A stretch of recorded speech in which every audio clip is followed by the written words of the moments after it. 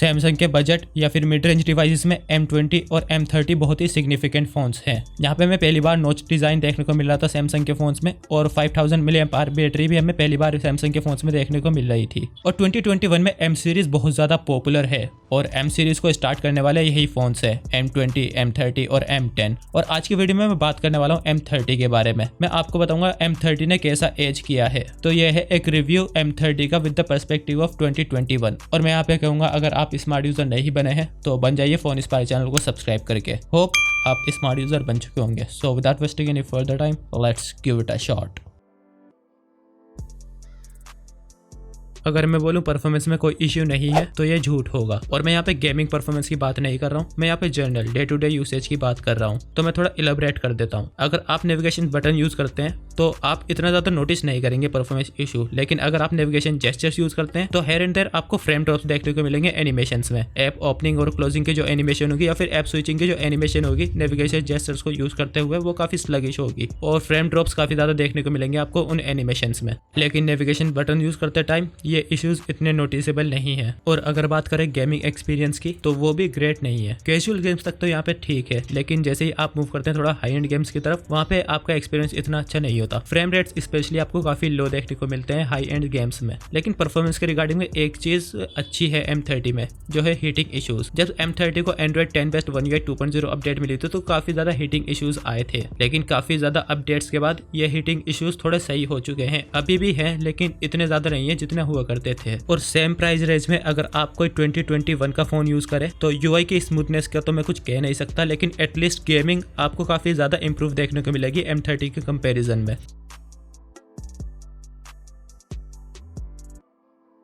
M30 run कर रहा है Android 10 बेस्ट One UI 2.0 पे, और ये इसकी लास्ट मेजर अपडेट है। लेकिन One UI 2.0 में कोई प्रॉब्लम नहीं है। इवन इन 2021 UI काफी अच्छा है, सारे फीचर्स यहाँ पे अवेलेबल है और काफी इंट्यूटिव भी है One UI 2.0। लेकिन हो सकता है ऐसा सिर्फ मैं सोचता हूँ, क्योंकि मैं जानता हूँ काफी ज्यादा लोगों को वो One UI 3.0 को ज्यादा प्रीफर करेंगे One UI 2.0 के आगे। और टेक्निकली M30 को One UI 3.0 अपडेट मिलनी चाहिए थी, और मैं एक्सप्लेन कर देता हूँ कैसे। जिस टाइम पे M30 लॉन्च हुआ था उस टाइम के सारे ही phones on the box Android 9 के साथ आ रहे थे, लेकिन M30 आया ऑन द बॉक्स Android 8 के साथ। और सैमसंग अपने फोन्स को 2 साल की सॉफ्टवेयर अपडेट देता है, 2 साल की मेजर अपडेट। तो Android 9 और Android 10 कवर हो गए उसके 2 मेजर अपडेट्स में। और आप एग्जांपल लीजिए M30s का, जो कुछ ही टाइम बाद आया था M30 के, लेकिन ऑन द बॉक्स वो Android 9 के साथ आया था। तो उसकी जो 2 मेजर अपडेट थी वो थी Android 10 और Android 11, मतलब One UI 2.0 और One UI 3.0। तो अगर M30 भी ऑन द बॉक्स Android 9 के साथ आया होता तो उसे Android 10 और 11 की अपडेट मिलती। And on top of that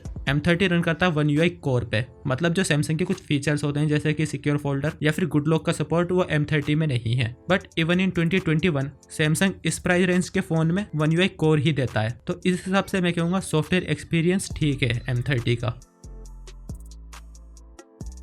अगर मैं बात करूं कैमरा एक्सपीरियंस की विद द पर्सपेक्टिव ऑफ 2021 तो मैं कहूँगा ये वर्स्ट पार्ट है एक्सपीरियंस का। ट्रिपल कैमरा सेटअप है यहाँ पे रियर में, और जो इसका मेन कैमरा है वो 13 मेगापिक्सल f1.9 एपरेचर के साथ, और फाइन में इसे बोलूँगा। लेकिन इसका जो अल्ट्रा वाइड कैमरा है वो 5 मेगापिक्सल का है और उसमें फिक्स्ड फोकस है, मतलब आप फोकस भी नहीं कर सकते अपने हिसाब से उसमें। और जो आउटपुट इस कैमरे का आता है वो बिल्कुल ही ट्रैश है, काफ़ी नॉइजी होता है आउटपुट, काफ़ी ज़्यादा ग्रेन्स होती है फोटोज़ में और डिटेल्स तो बिल्कुल भी नहीं होती। और 2021 में सेम प्राइस रेंज में हमें काफ़ी अच्छे अल्ट्रा वाइड कैमरास देखने को मिल रहे हैं। और जो थर्ड कैमरा है रियर में वो है 5 मेगापिक्सल का डेप्थ कैमरा, और यहाँ पे बात करने के लिए कुछ है ही नहीं उसमें। लेकिन सबसे बेकार बात जो मुझे लगती है कैमरा एक्सपीरियंस की M30 में, यहाँ पे Gcam की कोई पोर्ट अवेलेबल नहीं है। और अगर मैं बात करूँ सेल्फी कैमरा के तो वो 16 मेगापिक्सल का f2.0 एपरेचर के साथ आता है और क्वालिटी ठीक ठाक ही है उसकी।